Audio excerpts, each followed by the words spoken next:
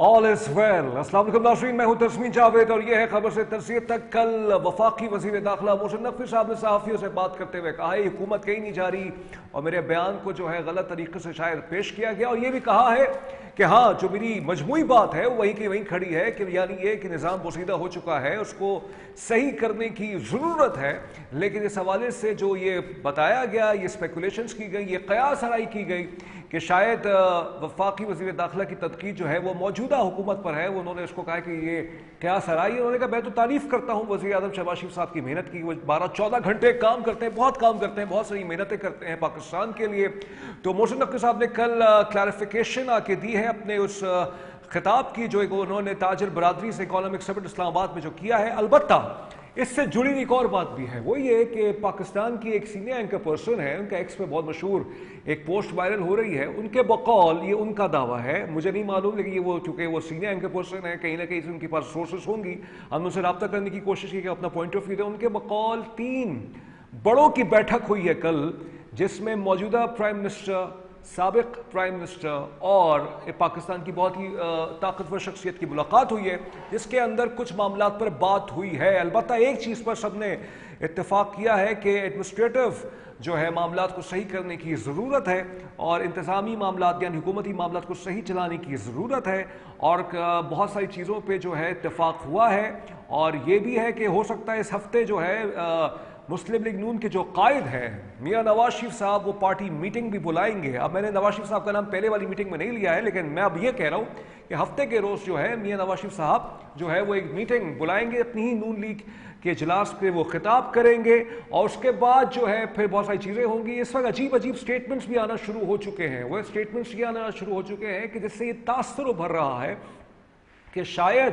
हुकूमत अब खुद पाकिस्तान तहरीक इंसाफ से बात करना चाहती है। अभी अभी 8 बजे के प्रोग्राम में किसी एक न्यूज़ चैनल के अंदर एक बहुत ही प्राइम शो है आसमा शराजी साहिबा का, उसमें नून लीग के जो रहनुमा है तारिक अफजल साहब हैं, उन्होंने ये फरमाया है कि PTI आए, बात करे और हमारे साथ बैठे, हम बातचीत करने के लिए तैयार हैं। वज़ीर आज़म पाकिस्तान शहबाज शरीफ साहब भी उनसे बातचीत करने के लिए तैयार हैं। सवाल गालिबा उनसे ये किया गया था कि क्या नून लीग हुकूमत को कोई ख़तरा है, उस पर उन्होंने ये एक शायद जवाब को इस तरह से मोल्ड किया जिससे ये इंप्रेशन मिल रहा है कि नून लीग अब खुद पाकिस्तान तहरीक इंसाफ से बातचीत करने के लिए तैयार है। ये क्या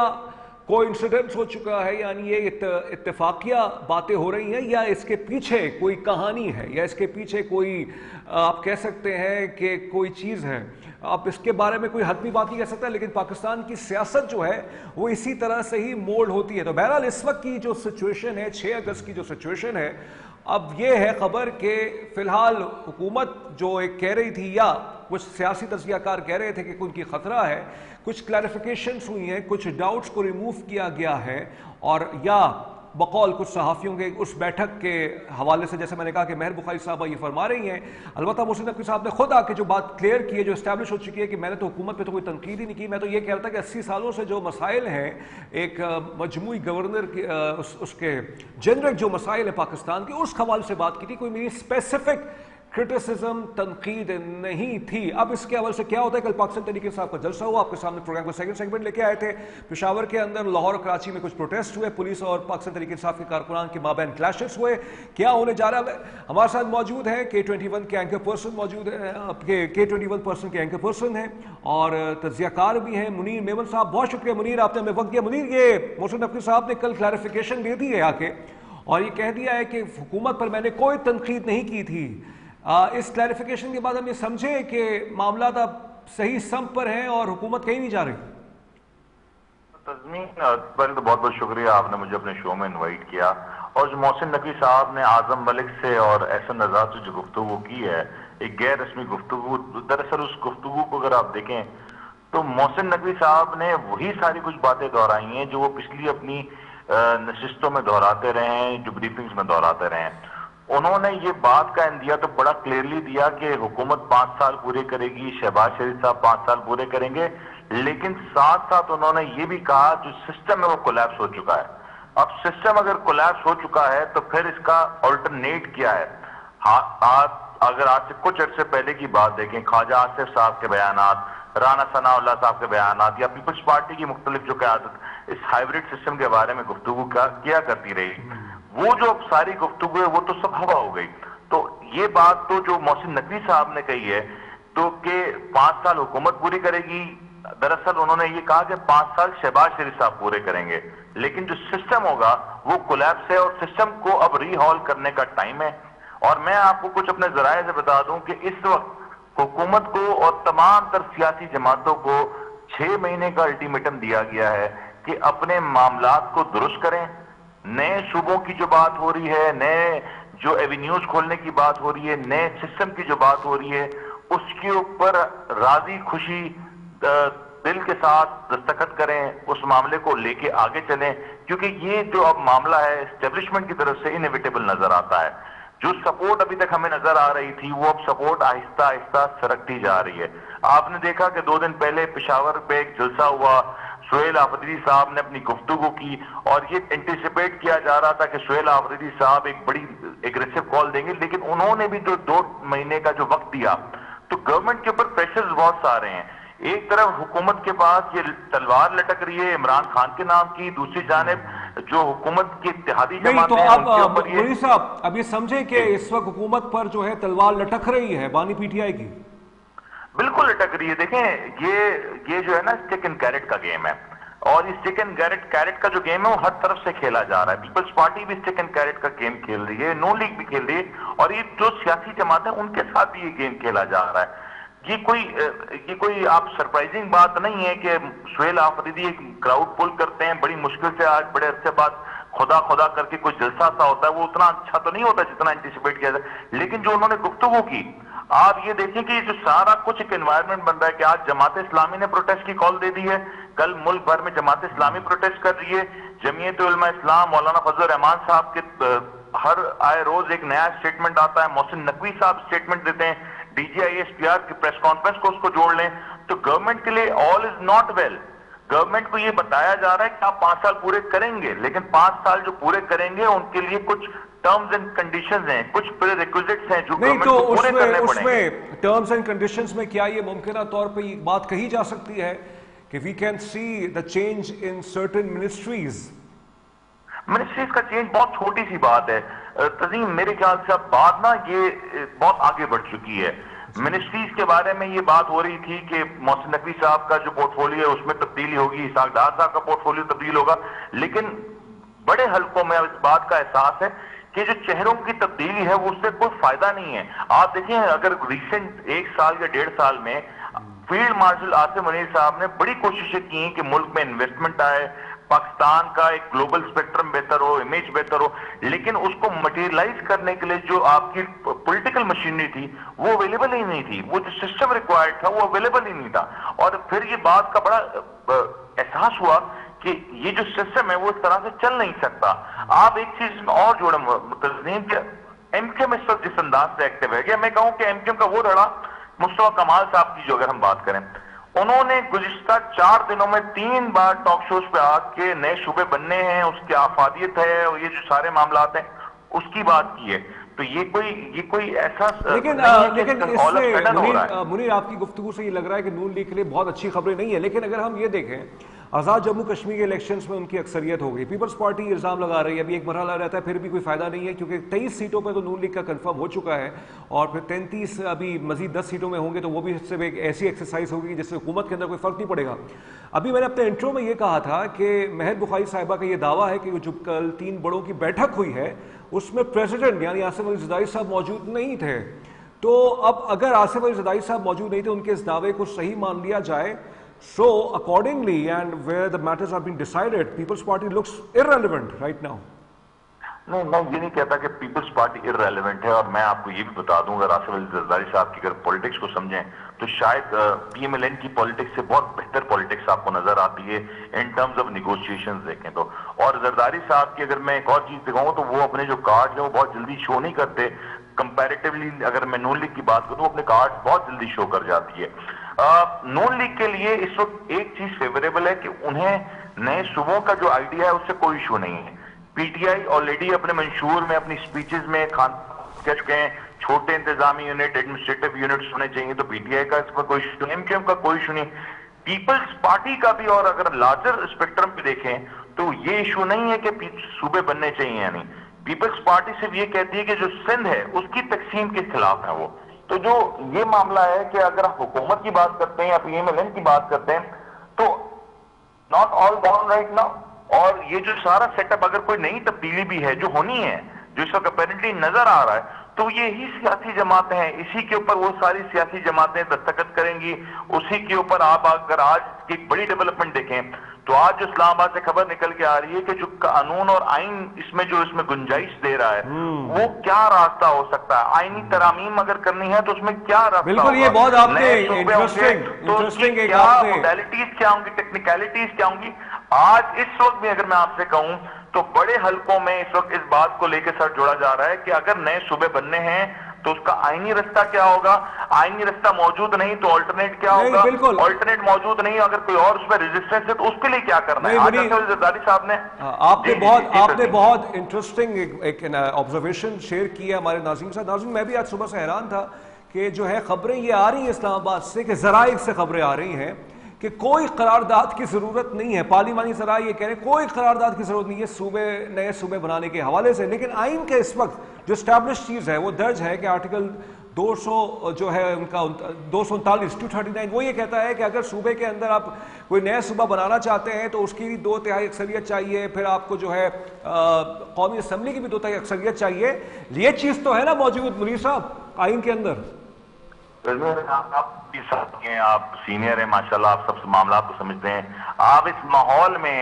اسلام سے جب اس طرح کی خبریں آتی ہیں اور یہ کہا جاتا ہے کہ غیر سرکاری ذرائع ہیں تو آپ کو بھی پتہ ہو کہ سرکاری ذرائع کون سی خبر کہاں سے لے کے آ رہے ہیں, کیوں آ رہی ہوں خبریں, وہ خبروں کا سورس کیا ہے. تو آپ بھی سمجھدار ہیں, ہم سمجھتے ہیں کہ یہ معاملہ کہاں سے ڈرائیو کرا جا رہا ہے. ٹیکنیکلی میں آپ کو ایک بات بتاؤں, اس وقت جو پولیٹیکل پارٹیز ہیں ان کے پاس آپشنز کم رہے گا. میں آپ کو ایک چھوٹی سی مثال دیتا ہوں. اس وقت آپ سروے کریں کراچی کی حد تک یا سندھ کی حد تک, جو منسٹریز سندھ گورنمنٹ کے پاس ہیں, پیپلز پارٹی کے پاس, ان منسٹریز میں آج کام بڑا تیز ہو چکا ہے. اور اس کی وجہ یہ نہیں کہ پرفارمنس شو کرنی ہے, اس کی وجہ یہ ہے کہ شاید اگلے ماہ کے بعد یہ کام نہ ہو سکے گا. شاید اگلے ماہ کے بعد یہ جو کام آج ہو رہا ہے, جو چیزیں چل رہی ہیں, جو سسٹم چل رہا ہے, وہ سب سسٹم اس انداز سے فعال نہیں ہوگا. شاید 2 افسر اگر آج ان اداروں میں آ کے بیٹھ جاتے ہیں تو یہ سارے جو اس وقت معاملات چلائے جا رہے ہیں تو یہ نہیں چلائے جا سکیں گے. تو اس وقت جو سب سے بڑا پریشر ہے اس وقت سندھ میں اگر میں کہوں تو وہ یہی ہے کہ جو ایک گورننس کا ماڈل چل رہا تھا جو کہ نظر ہی نہیں آتا, پوشیدہ سا ماڈل ہے, خفیہ سا ماڈل ہے, وہ اب آپ کو بڑا ایکٹیو نظر آ رہا ہے. بہت سارے کام تیزی میں ہو رہے ہیں, عجلت میں ہو رہے ہیں, اور یہ کہیں نہ کہیں اشارہ دے رہے ہیں کہ یہ جو آل از ویل کی جو بات کی جا رہی ہے, جو رانا ثناء اللہ صاحب کل بھی کہہ رہے تھے آل از ناٹ ویل, اور یہ جب ہوگا تو یہ ایسا نہیں ہوگا کہ بتایا جائے گا, اعلان کیا جائے گا. if it is has, اگر یہ ہونا ہے تو یہ ہونا ہے, اور یہ بڑا ریپڈ ہوگا. جب یہ پروسیس رول ڈاؤن ہوگا تو بہت تیزی سے چلتا جائے گا. اس پوٹینشیل چینج کے اندر منیر صاحب بہت آپ سے اچھا لگ رہا ہے گفتگو کر کے. یہ بتائیے اس پوٹینشیل چینج کے اندر پاکستان تحریک انصاف آن بورڈ ہے, کیونکہ 27 ستمبر تک کا وقت دیا ہے, بہت لمبا وقت دیا ہے. اب تو وہ کہہ رہے تھے ہم فوراً چھڑوائیں گے اپنے بانی کو, اب 27 ستمبر تک کا وقت دیا, یعنی ابھی 50 روز اور پاکستان تحریک انصاف نے تھوڑا سا الٹیمیٹم یا لیوریج رکھا ہے. رکھوایا گیا ہے. دیکھیں یہ بات بڑی کلیئر ہے کہ لیوریج رکھا ہے یا لیوریج رکھوایا گیا ہے. آپ دیکھیں اس وقت تحریک انصاف میں یہ بھی تشویش ہے کہ جو جلسہ گاہ کا تعین کیا گیا وہ صحیح تھا نہیں تھا, جو اناؤنسمنٹس ہوئیں, جو تقاریر ہوئیں, اس کو اور ایگریسو کیا جا سکتا تھا یا نہیں کیا جا سکتا تھا. مومنٹم بلڈ ہوتا آ رہا, آپ نے مومنٹم بلڈ کے جلسے کو کے لیے اور اس کو کنورٹ کر سکتے تھے امیڈیٹلی, لیکن پھر ایک ٹائم لائن دے دی گئی. جیسے ماضی میں ایک بار سابق سی ایم کے پی کے نے ایک ٹائم لائن دے دی تھی اور وہ جو سارا مومنٹم تھا ڈائلیوٹ ہو گیا تھا.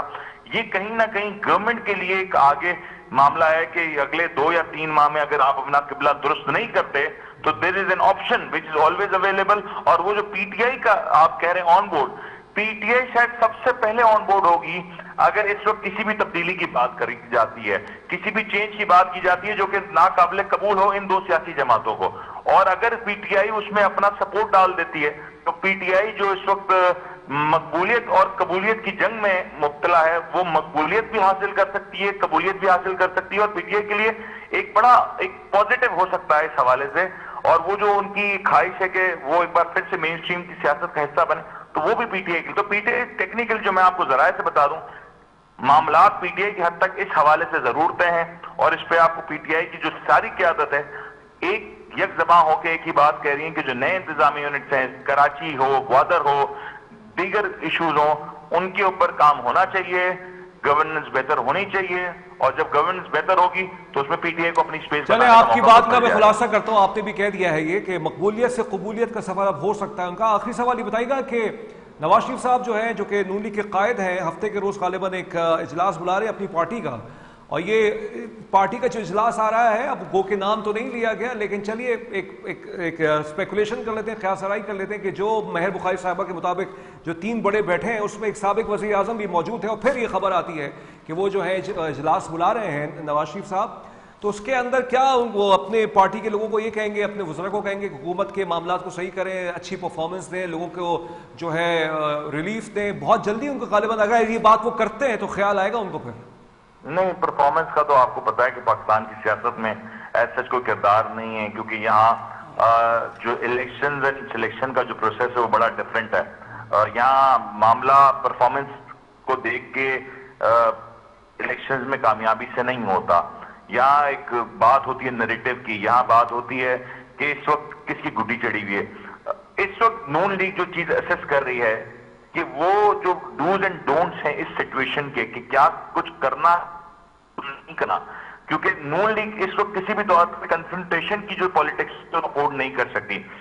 خاص طور پر کنفرنٹیشن پیپلز پارٹی سے ہوتی ہے تو وہ اس وقت بالکل افورڈ نہیں کر سکتی, انٹل انلیس نون لیگ کے پاس کوئی اس طرح کی شیورٹی ہو کہ اگر اگلا جو سیٹ اپ ہے,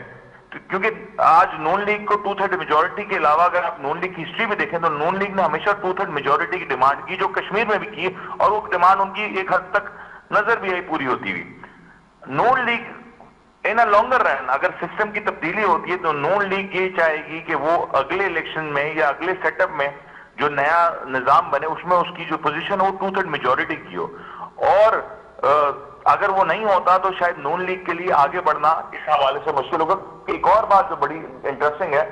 کہ اگر یہ صوبوں کا معاملہ ہو جاتا ہے تو پیپلز پارٹی اور نون لیگ میں جو گیپ ہے, جو خلا ہے, وہ بڑھتا چلا جائے گا. نون لیگ الائی کے طور پہ پی ٹی آئی کو کبھی اپنا پارٹنر نہیں دیکھتی. ایم کیو ایم کے ساتھ الائنس کرنا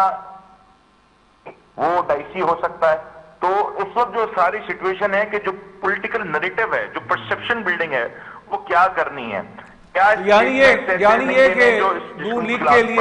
لیگ کے لیے بلاول بھٹو زرعی صاحب کا ٹک ٹاک غالباً ٹک ٹک جو انہوں نے کہا ہے, جس قرآن سناللہ صاحب نے فرمایا کہ یہ وہ شاید ٹک ٹاک لیڈر ہی ہیں, جیسا بخاری صاحبہ نے بھی کچھ اس طرح کی بات کی ہے, تو یہ جو الٹی گنتی ہے وہ دراصل پیپلز پارٹی ہی نون لیگ کو بچا سکتی ہے. تو ایک طرح سے اگر یہ ان کی طرف سے یہ ایک سیاسی دھمکی آئی ہے تو نون لیگ کو سنجیدگی سے دیکھنا چاہیے اس کو.